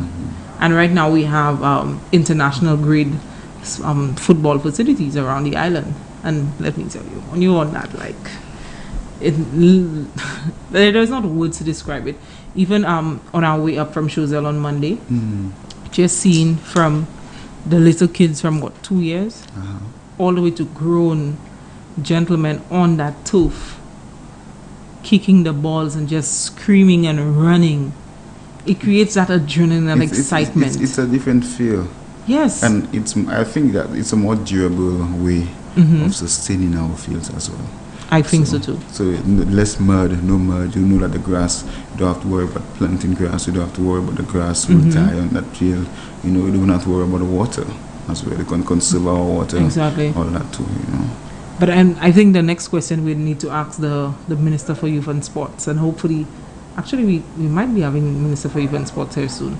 So anyway, the question would be, since we already have been recognized as an island that has cricketers coming out, are we going to get international grade cricket facilities as well? And so apart from Bosishu cricket grounds, Darren Sammy cricket grounds. Congrats to him as well. Yes, congratulations to Darren Sammy on your latest achievements. But you think We'll get another one. Of course, you have this young guy from Bono, Bogies, Kimani. And plus we have Johnson Charles. Yes. And then we have we have some of our quite women, a few. we have some of our women on the West Indies team as Definitely. well. You know, so yeah. So I do think there's a lot of hope for cricket, and the nation knows there's a lot of hope for cricket, but the football, a lot of them don't have the hope. There's also hope for high jumping and swimming too. Don't forget St. Lucia has always been recognized for swimming. Yeah, that's true. And javelin as well. Yeah, that used to be my favorite sport. You know javelin? Yes. Wow. Javelin and shot put. I never fancy that. Why? I just never fancy throwing stuff. I don't believe you just say that's throwing stuff. It's not just throwing stuff. There's a technique. There's timing. There is eye to detail, and that's where what's the name of that thing? Precision, determination. Everything in it's life has its technique. It's like, okay, I want it to go there. You have to have the eye. You have to have the and you have timing. to do all the calculation in your mind. Exactly. And everything. You see, some say that I saw it as you saw all this scientific calculation behind that. But I saw it as just throwing stuff. But how is it just throwing stuff? You see, you're from Bavono, but you're not a true country guy. Because if you look at it as just throwing stuff, you'd think of it that, oh, I can send that in the tree and I can pick mangoes. You understand? But they have a Kali. But you see, you get it that easy way. No. Hey, the thing about it, saying the guys will be like, going through some mangoes, stones, or tug of war. I'll go take a Kali and then I get my house, pick the mangoes. You get the easy way out. So you don't know how to climb a tree? Oh my goodness. You don't know how to climb a tree?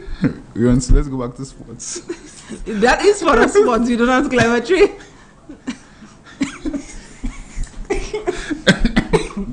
There's trees I can climb, There's trees I can climb. The thing about it, growing up, everybody had their own portfolio of stuff they would do in the yard. Everything. My sister used to be the one to climb the trees. My sister used to be the one to climb the trees. You're the boy and you're not ashamed to say that? No, my sister. I used to always be in a vehicle, and that's why I'm the mechanic. My father's a mechanic, and I can drive well, and I can drive cars, and I can do all that. You understand? So everybody had their stuff growing up. Why Winston cannot climb trees?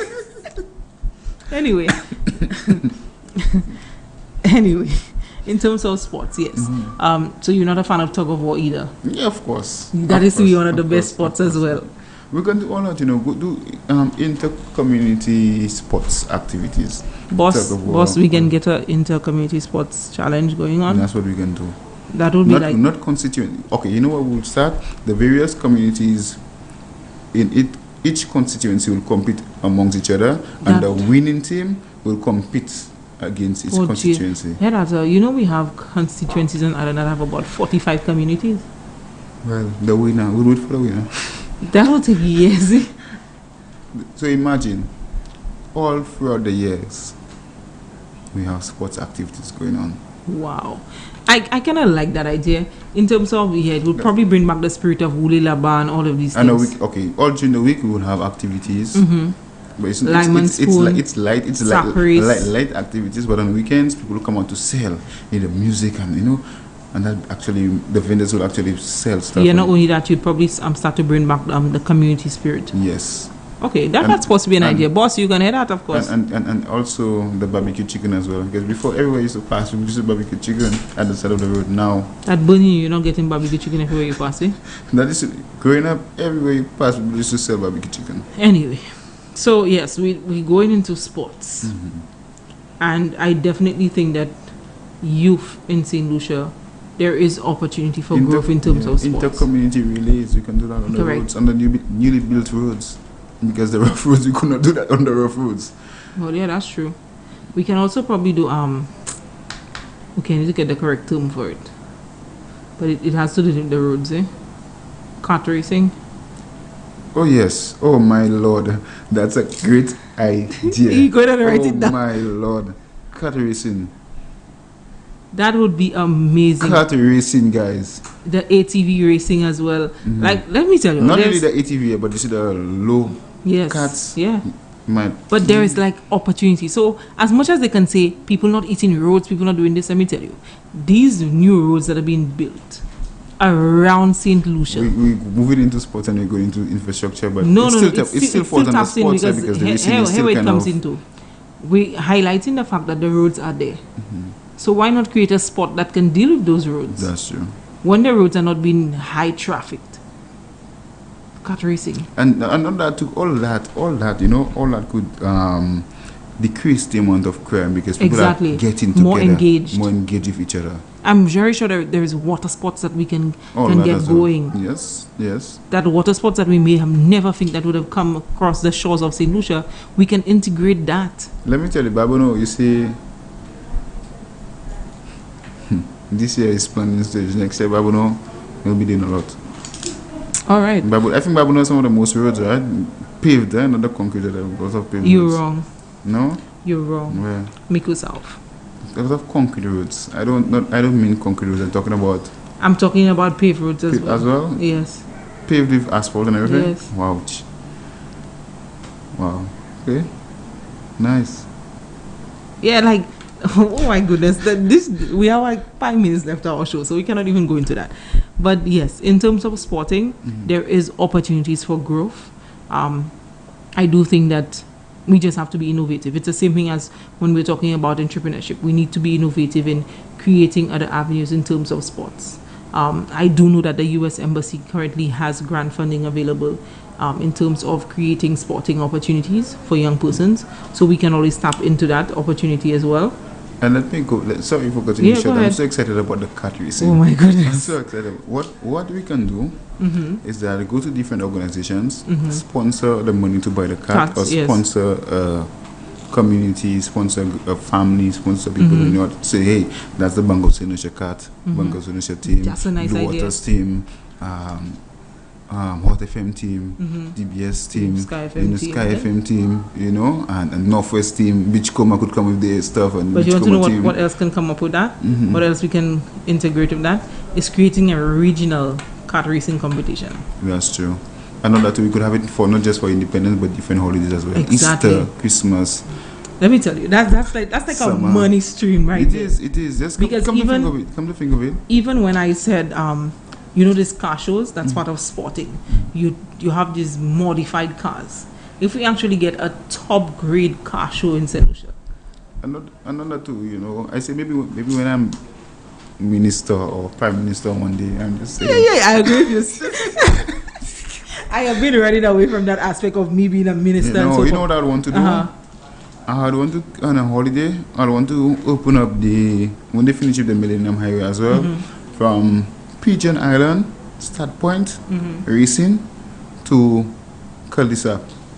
Oh my goodness, oh my Lord. That's my dream. I would like to see it happen. From Pigeon Island to cul-de-sac. I think it's on a possible. Holiday, racing for the cars. We have a lot of young guys who like to race. Just create the safety measures for them, and the certain things that some cars cannot have. We must be secure. Hasn't this administration created and allocated a turf just for racing in Dennery? Yes, Dennery. So, but I'm talking about street racing, just the government appreciating the fact that we are for the people and we for the people. So then we have to have a lot of safety measures in place for that. But I do think that is a money stream as well in terms of sports. Yes. If you go to Trinidad has a car show, there's an international grade car shows that it actually creates competition, creates positive competition. It creates an avenue for persons to actually showcase their talent in terms of graphics and mechanics and so forth. But it also creates an avenue for persons to collectively come together and say, okay, this is that event, and we're going to come together as young persons. Or even if we create how they do the veterans for the football and they do the newer guys, they can do all of that as well. Create those teams against teams on the road. And even at the end of the idea, I just suggested if the racing, you could have a show as well. So at the end, the winner, we have stage there, the musicians playing right there, pay them to sing or whatever, perform. Yeah, we have a lot of musicians in St. Lucia. It's a revenue that's been generated and created for our young people as well. Boss, we got a lot of ideas flowing, and we have 1 minute to 4 o'clock. Yes. With all those ideas still booming, Winston is still very excited at the kart racing stuff. I am. No, literally, he was looking a little dark today, and you say kart racing and Winston just get like a shab in there.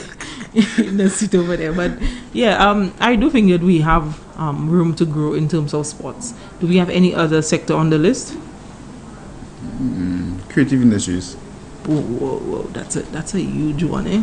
It is. You know, creative industries actually falls together with some of the ideas that we just mentioned for sports. Yes, everything boils down to that same thing, being creative. Because then you have the artists, entertainment sector, persons who even write poetry. Because I do remember for our last independence celebration, we did recognize this young person with huge talent in terms of poetry. We also have this guy who did the sculpture at Waterfront. I can't remember his name now. Ludovic. Right. You're right, yeah. Correct. So there is potential for growth. Imagine in the future I'm the Minister of Finance and Creative Industries. That can happen. So I'm putting all the money into creative industries. You cannot put all the money into creative industries. A lot of money. You cannot put. Oh my goodness! Oh my Lord! No, you cannot do that. And agriculture and tourism. No, you cannot do that. There needs to be, and balance, I love this discussion right now. There needs to be a balance, and this is where it goes back into politics and how it impacts our development as young persons. So, okay, what will do? Increase the amount of money that the creative industry is getting. Correct. But we also need to allocate. Carnival. Correct. But we also need to allocate funds in terms of youth and sports, yes. where that youth and sports factor would basically generate some form of development in terms of youth, the development of youth, and the development of sporting. But the aspect of youth in the youth and sports still kind of coincide with creative exactly. industries. So then you need to create. Since you're talking about being a minister for finance and so forth, you need to create that link where it will just, like when the magnet hits and it connects. Not the opposite side, no. The magnet kind of repels the other side. No, to not the that side. side. Yes, connecting side. So you need to create that link where it just connects and it flows smoothly together. And that's what... Electromagnetic field you're talking correct. about. Yeah. I like to go very technical. You realize that? Yes. Yeah. So there is a lot I think that can happen in terms of our development as youth in St. Lucia. It's all about us coming together collectively and being ready to grow, being ready to excel. But we did have a fantastic show. We really thought that you can go on and on. So many other sectors we have not touched. We thought we have not even broadened on tourism. Maybe a good start tomorrow night with some of the sectors. Oh yes, definitely. We have the show tomorrow night at 8 p.m. to 10 p.m. And we do have a special guest coming in tomorrow evening. And I think, go ahead. And I think they will continue on sports. Yes, and youth too, as youth development. He falls under youth as well. It's none other than Honorable Leonard Spider Montoot. We'll have him in the studio with us. We're also going to be bringing to you some of the projects that have been done in the Grosley constituency that basically appeals to youth development and possibly projects in the future that will be able to empower and encourage youth to go forward.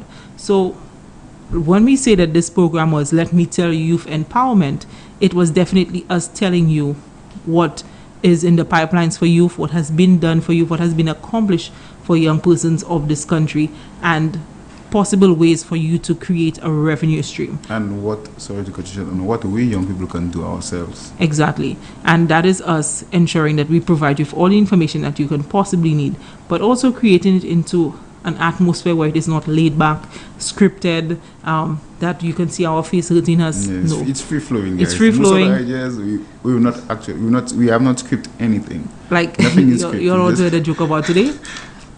Today we came into the studio with the 2 topics, but we had not elaborated as to how we're going to approach the 2 topics, and we just said it and it just went flowing. Yes. So it's about connecting and showing persons that we as young persons, we're intelligent enough for us to sit here with just a topic given to us and we're able to elaborate and we're able to have a fruitful discussion.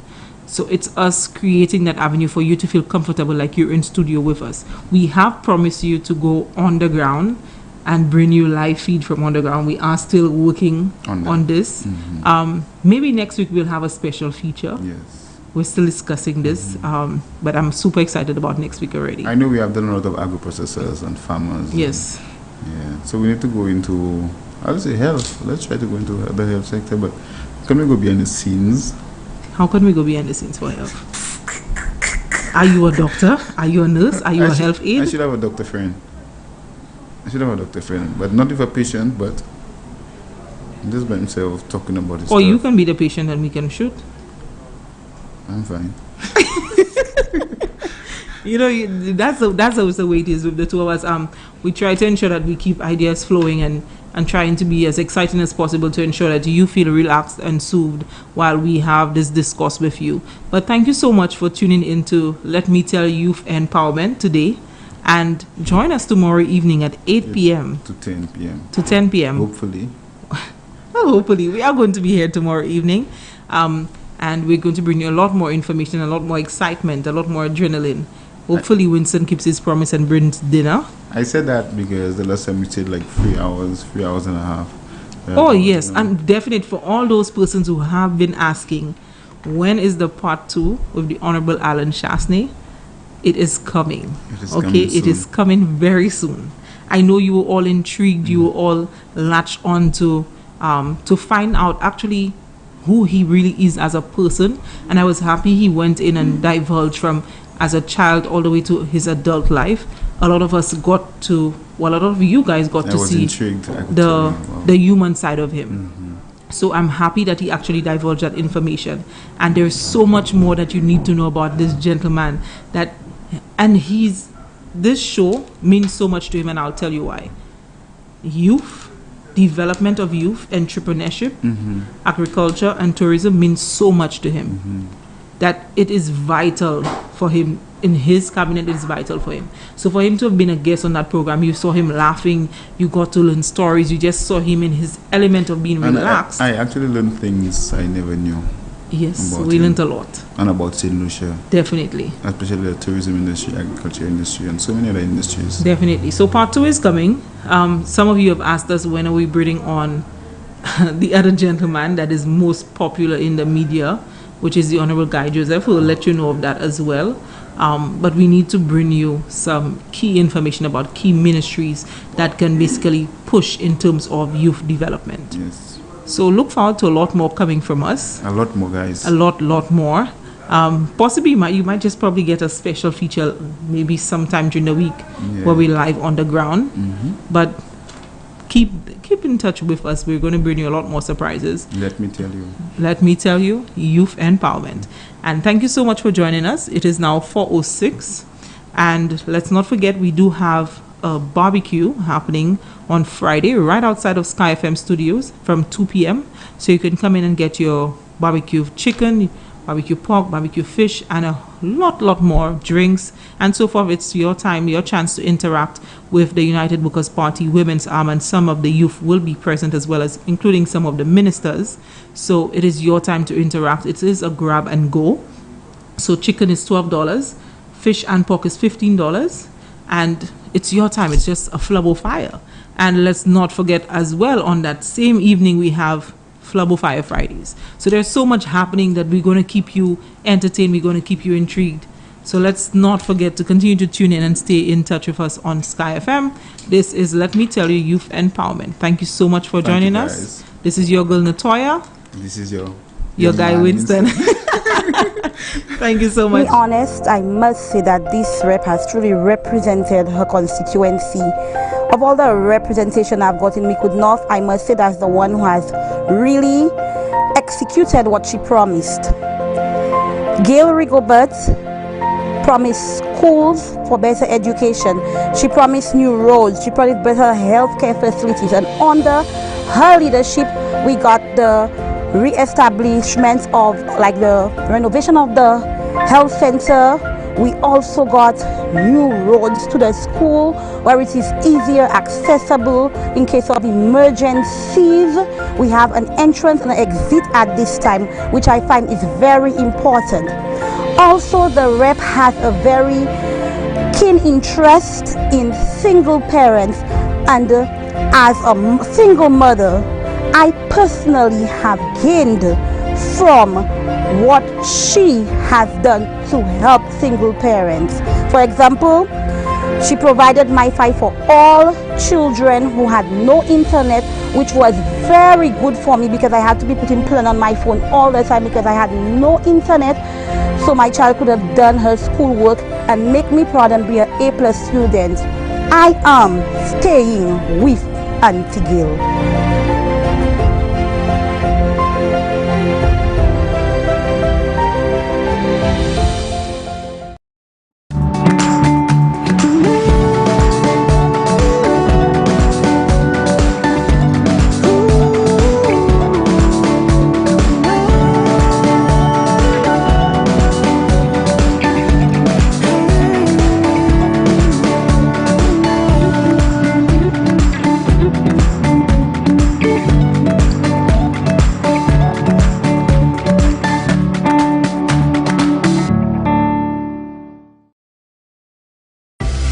Real estate transactions are now made easy.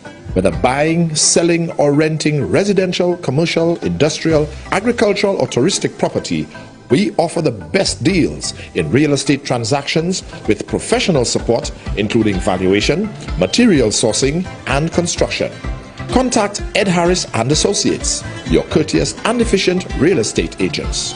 Call 485-1456 or email caribbiz@gmail.com.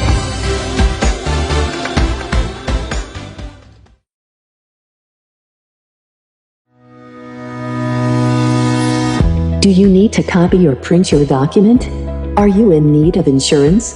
Are you looking for office stationery? Stop. Yes, LMP Services on Clark Lane, View Fort has all the services you need. They open Monday to Friday, 8 a.m. to 4 p.m.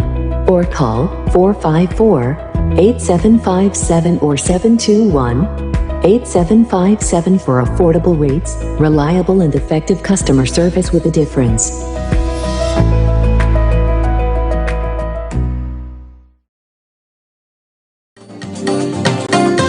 PAX is the agent for Caribbean Line, which offers an effective alternative for global integrative of transport logistics from Sheerness, UK to View Fort St. Lucia in shipping, documentation, administrative procedure, loading and unloading operations. We also offer courier, small package service, customs brokerage, ship agency, freight forwarder, consolidator, and accounting services. Visit them today on New Dock Road, View Fort, or call 454-1200 or 719-8837.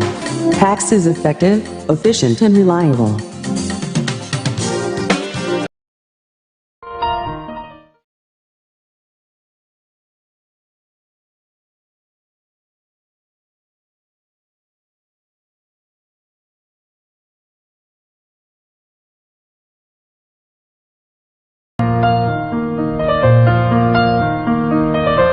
Shall you come and play with us, sir?